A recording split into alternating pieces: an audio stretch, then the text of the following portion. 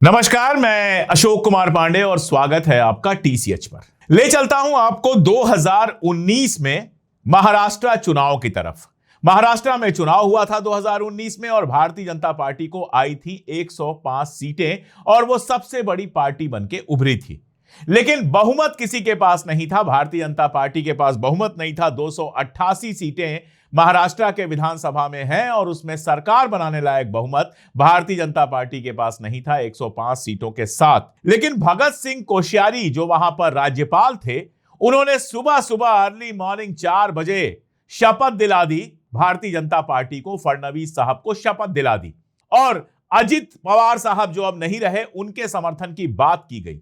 पूर्ण बहुमत ना होने के बावजूद अर्ली मॉर्निंग सुबह सुबह शपथ दिला दी गई सबसे बड़ी पार्टी के नेता को कि आइए और आप सरकार बनाइए। यह अलग बात है कि वो सरकार नहीं बना पाए, सरकार बनने से पहले उनके गिर गई। जो मैं कहना चाह रहा था वो ये कि जब भारतीय जनता पार्टी का मामला था तो केवल 105 सीटों पर महाराष्ट्र में शपथ दिला दी गई थी मुख्यमंत्री पद की। लेकिन तमिलनाडु के जो राज्यपाल हैं राजेंद्र विश्वनाथ आर लिंकन, वो शपथ दिलाने को तैयार नहीं है। टीवीके विजय जब उनके पास गए, 108 सीटें मिली हुई हैं टीवीके को। विजय 108 सीटों पर अपनी पार्टी को जिता चुके हैं। 5 सीटें कांग्रेस के पास हैं और कांग्रेस समर्थन का लेटर दे चुकी है, यानी 113 का पहले से उनके पास आंकड़ा है। केवल 5 सीटें उनको और चाहिए। 118 पर उनकी सरकार बनेगी और इसके बावजूद सबसे बड़ी पार्टी को 5 अतिरिक्त सीटों का समर्थन मिलने के बावजूद जो वहां के राज्यपाल महोदय हैं वो शपथ दिलाने के लिए तैयार नहीं है। कह रहे हैं कि और नंबर लेके आओ, उसके बाद शपथ दिलाएंगे। देखिए, तमिलनाडु में भारतीय जनता पार्टी के लिए कोई चांस नहीं है। एआईएडीएमके के साथ इन्होंने मिलकर समझौता किया था और कुल मिलाजुलाकर 47 सीटों पर एआईएडीएमके जीती है। तो भारतीय जनता पार्टी की सरकार बनने का वहां पर कहीं कोई दूर दूर तक चांस नहीं है। लेकिन भारतीय जनता पार्टी उसके बाद भी एक के बाद एक खेल खेलती चली जा रही। पहले कल गोदी मीडिया से यह प्रचार करवाया गया कि एआईएडीएमके और डीएमके मिलकर सरकार बना लेंगे। यह ऐसे ही है जैसे कहा जाए कि भारतीय जनता पार्टी और कांग्रेस मिलकर सरकार बना लेंगी। 1964 के बाद से तमिलनाडु के अंदर जो कंपटीशन, चुनावी जो राजनीति है, वो डीएमके और एआईडीएमके के बीच में चली है। कभी एआईएडीएमके की सरकार आती है, कभी डीएमके की सरकार आती है। दोनों द्रविड़ पार्टियां हैं, द्रविड़ मूवमेंट से निकली हुई हैं, लेकिन दोनों के बीच में तकरीबन जानी दुश्मनी जैसा आंकड़ा रहा है। एक सत्ता में आता है, दूसरे को गिरफ्तार करवाता है, दूसरा सत्ता में आता है, पहले को गिरफ्तार करवाता है। खास तौर पर जब करुणानिधि साहब थे, जो स्टालिन साहब के बाप थे, फादर थे, जब वो थे और सामने जयललिता थी, तो जिस तरह का कंपटीशन, जिस तरह का दुश्मनाना रुख इन लोगों के बीच में देखा गया था, वो मेरी उम्र के सारे लोगों को याद होगा। उसके बाद यह सोचना कि एआईएडीएमके और डीएमके मिलकर सरकार बना लेगी, अपने आप में बेहद आश्चर्यजनक था, अपने आप में भरोसा करने लायक चीज नहीं थी। इसलिए कल जब खबर आई तो मैंने कहा थोड़ा इंतजार कर लेते हैं कि इसके पीछे का सच क्या है। उसके बाद स्टालिन का बयान आता है और स्टालिन कहते हैं कि इस तरह की खबरों का कोई मतलब नहीं है और अगले 6 महीने तक हम टीवीके की सरकार को किसी भी तरह से परेशान नहीं करेंगे। यानी जो उन्हें करना चाहिए, सरकार में थे, चुनाव हार गए, और जो उनको करना चाहिए कि अब हम एक विपक्ष की, एक जिम्मेदार विपक्ष की भूमिका निभाएंगे। हम विपक्ष में बैठेंगे और 6 महीने का टाइम देंगे सरकार को। 6 महीने सरकार काम करे, क्या काम करने वाली है वो बताए। 6 महीने तक हम ज्यादा सवाल नहीं पूछेंगे। 6 महीने बाद एक विपक्ष की तरह हम सवाल पूछना शुरू करेंगे। ये कहा डीएमके के लीडर स्टालिन ने। एक्स जो वहां के चीफ मिनिस्टर हैं, उन्होंने यह बात कही कि हम कहीं से टीवीके को परेशान नहीं करेंगे अगले 6 महीनों तक। इसका मानी बिल्कुल साफ है कि वो एआईडीएमके के साथ, एआईएडीएमके के साथ या किसी और के साथ, कोई और तो है ही नहीं, सरकार बनाने के खेल में शामिल नहीं हो रहे हैं। इसका मतलब यह है कि भारतीय जनता पार्टी का, बीजेपी का, नरेंद्र मोदी और अमित शाह का जो खेल है, उस खेल में वो शामिल नहीं हो रहे हैं। ये बात वहीं पे क्लियर हो गई। उसके बाद खबर यह आती है कि विजय के खिलाफ कोई इनकम टैक्स का मामला है, उसको खोला जा रहा है। फिर खबर यह आती है कि सुरक्षा हटा ली गई, सिक्योरिटी हटा ली गई। फिर खबर यह आती है कि जो मेटल डिटेक्टर्स उनके घर के बाहर लगे थे, उन मेटल डिटेक्टर्स को हटाया जा रहा है। ये सब क्या है? ये सब बेसिकली उनके ऊपर प्रेशर बनाया जा रहा है कि एआईएडीएमके से समझौता करो, भारतीय जनता पार्टी के खेमे में आओ और मौज करो, तुम कांग्रेस के साथ क्यों जा रहे हो। अब अगर विजय की पार्टी जो टीवीके है, अगर उसकी पूरी जर्नी देखें तो कई सारे ऐसे बयान हैं जिससे समझ में आता है कि वो बीजेपी के साथ नहीं जाना चाहते। उनका एक बयान है जिसमें उन्होंने कहा कि हम डीएमके के तो पॉलिटिकल विरोधी हैं, डीएमके जो पार्टी है उसके हम पॉलिटिकल विरोधी हैं, यानी उससे जो हमारा विरोध है वो पॉलिटिकल है, राजनैतिक है। लेकिन भारतीय जनता पार्टी से हमारा जो विरोध है वो आइडियोलॉजिकल है, विचारधारा का विरोध है, सोच ही हमारा अलग है। उनका सोच जो है वो सांप्रदायिकता का है, हिंदू मुसलमान करने का सोच है, लेकिन टीवीके का जो सोच है वो हिंदू मुसलमान का नहीं है। ये बात मैं नहीं कह रहा, मैं ऐसा कोई सर्टिफिकेट भी नहीं दे रहा। ये बात चुनाव के दौरान विजय ने बार बार कही है कि भारतीय जनता पार्टी से जो हमारा विरोध है, उनकी जो हमारी मुखालिफत है वो आइडियोलॉजी पे बेस्ड है, विचारधारा पर आधारित है। ये वो कह चुके हैं। चुनाव जीतने के तुरंत बाद उनके फादर साहब का बयान आया था, उनके पिता का बयान आया था, जिसमें उन्होंने कहा था कि कांग्रेस हमारी सबसे नेचुरल अलायंस पार्टनर है, यानी हमारी विचारधारा कांग्रेस जैसी है, कांग्रेस के साथ हम बिल्कुल पार्टनर हो सकते हैं। ये भी आप जानते हैं कि चुनाव के पहले उन्होंने कांग्रेस को साथ आने के लिए कहा था, ज्यादा सीटें देने के लिए कहा था, और यह भी कहा था कि जब लोकसभा का इलेक्शन होगा तो आधी आधी सीटें बांटी जाएंगी। और कहा यह जा रहा है लगातार कि राहुल गांधी चाहते थे टीवीके के साथ जाना। इसके पहले भी विजय की फिल्म जो आई थी जननायकन, जिसके ऊपर बैन लगा दिया गया था, रोक लगा दी गई थी, तो उसके खिलाफ राहुल गांधी ने ट्वीट किया था। तो राहुल गांधी के बताया जाता है विजय के साथ अच्छे रिश्ते हैं। जाहिर है बिल्कुल कि कहीं से भी विजय और भारतीय जनता पार्टी का, टीवीके और भारतीय जनता पार्टी का कोई कॉम्बिनेशन बनता नहीं है, लेकिन केंद्र में सत्ता में है, ईडी है इनके पास, सीबीआई है इनके पास, इनकम टैक्स है इनके पास, दुनिया भर की चीजें हैं, पुलिस है, अभी आर्मी है, सब कुछ है।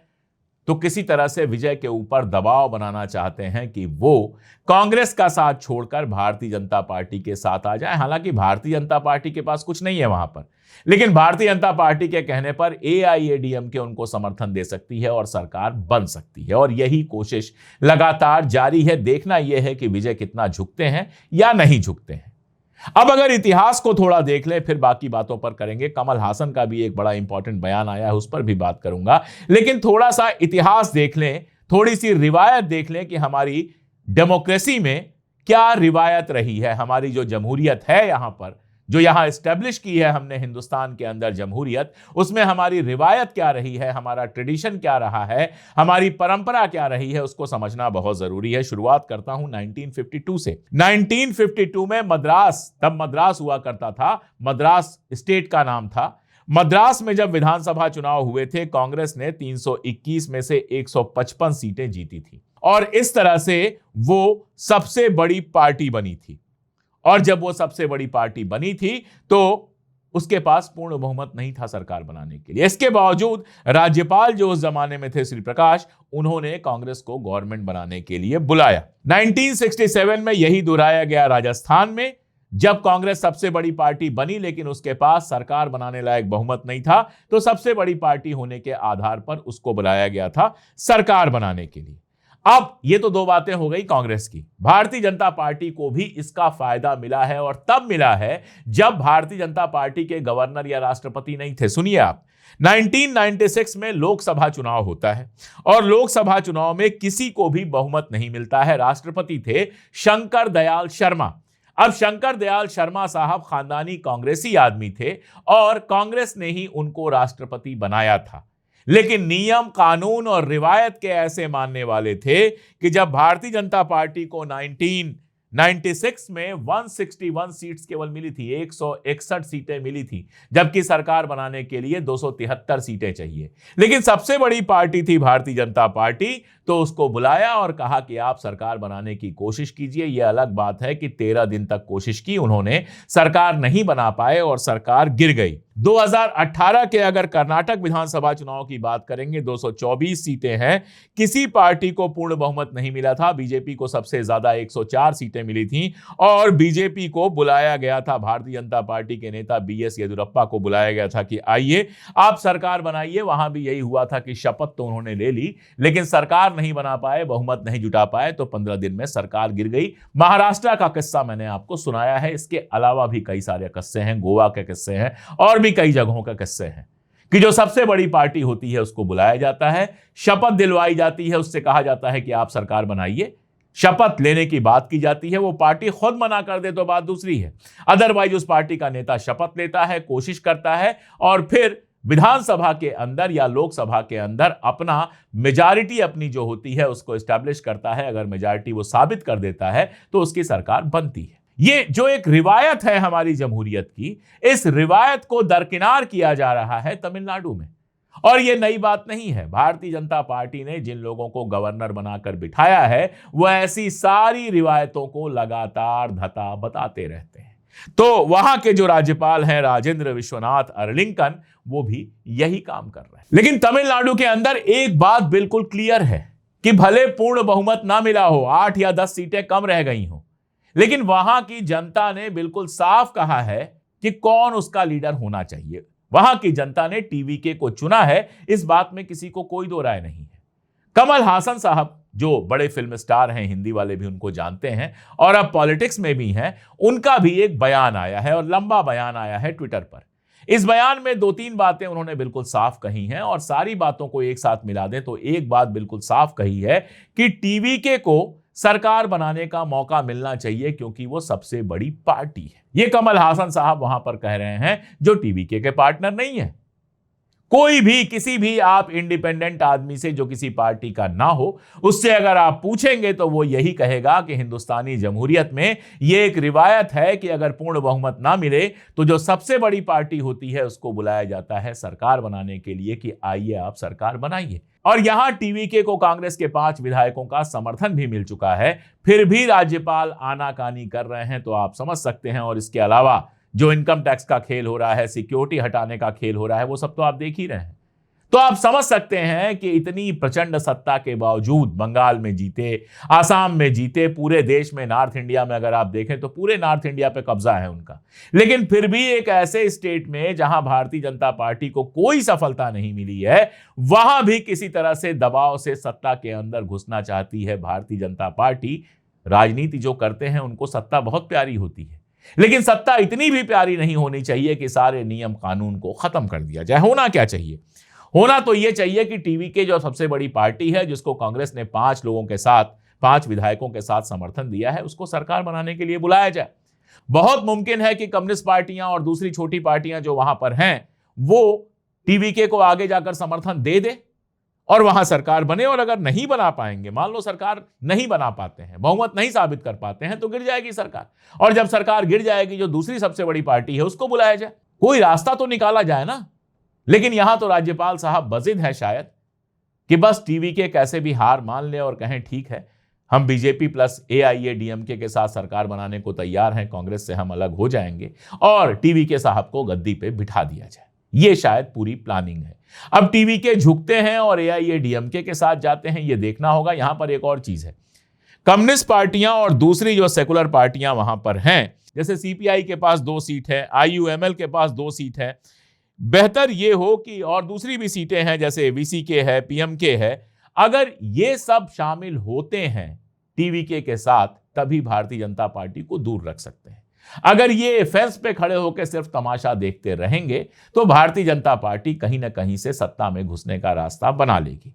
तो जो वहां सेकुलर पार्टियां हैं उनके सामने भी चुनौती है कि वो क्या चुपचाप भारतीय जनता पार्टी को सत्ता में आने देंगी या आगे बढ़कर टीवीके प्लस कांग्रेस को समर्थन देंगी ताकि टीवीके जल्दी से जल्दी सरकार बना सकें। एक बार वो सरकार बना लेंगे तो फिर सेंट्रल का जो दबाव है उसको झेलना भी आसान हो जाएगा। इसलिए इन पार्टियों के सामने भी सवाल है कि ठीक है, आप DMK की पार्टनर रहीं, DMK खुद कह रही है कि हम सत्ता में नहीं आएंगे, हम सत्ता में आने के लिए कोई कोशिश नहीं करेंगे, तो बेहतर है कि टीवीके को समर्थन दिया जाए, भले ये मुद्दों के आधार पर हो, शर्त के साथ हो, जो भी हो, लेकिन समर्थन दिया जाए और वहां पर एक गैर बीजेपी सरकार बनाई जाए। यही बेहतर होगा लोकतंत्र के लिए, तमिलनाडु का जो जनादेश आया है उसके सम्मान के लिए और देश के लिए भी। लेकिन अब पार्टियां हैं, हम कुछ और सोचते हैं, पार्टियां कुछ और सोचती हैं। हमें लगता है विचारधारा बड़ी चीज है, पार्टियों को कई और चीजें अच्छी लगती हैं। जाते जाते एक बात बता दूं, कल बहुत ज्यादा बात हो रही थी ट्विटर पर विचारधारा की, तो मैंने यूं ही कहा कि शायद ही कोई ऐसी पार्टी है इंडिया गठबंधन में जो कभी भारतीय जनता पार्टी के साथ नहीं गई है। डीएमके भी भारतीय जनता पार्टी के साथ जा चुकी है, ममता तो जा ही चुकी हैं, नेशनल कॉन्फ्रेंस जा चुकी है। गिनने लगेंगे तो शायद ही कोई पार्टी ऐसी मिलेगी जो भारतीय जनता पार्टी के साथ नहीं गई है। शायद आरजेडी और सपा, ये दो ही पार्टियां मिलेंगी। इसलिए ज्यादा विचारधारा की बात, आगे पीछे की बात करने से बेहतर यह है कि इस समय आप दिखाइए कि आप बीजेपी के साथ हैं या नहीं हैं। चीजें इसी से तय होंगी। आपको क्या लगता है, कमेंट में बताइएगा। जुड़े रहिए हमारे साथ, देखते रहिए हमारे वीडियोस। आज के लिए इतना ही, बहुत शुक्रिया।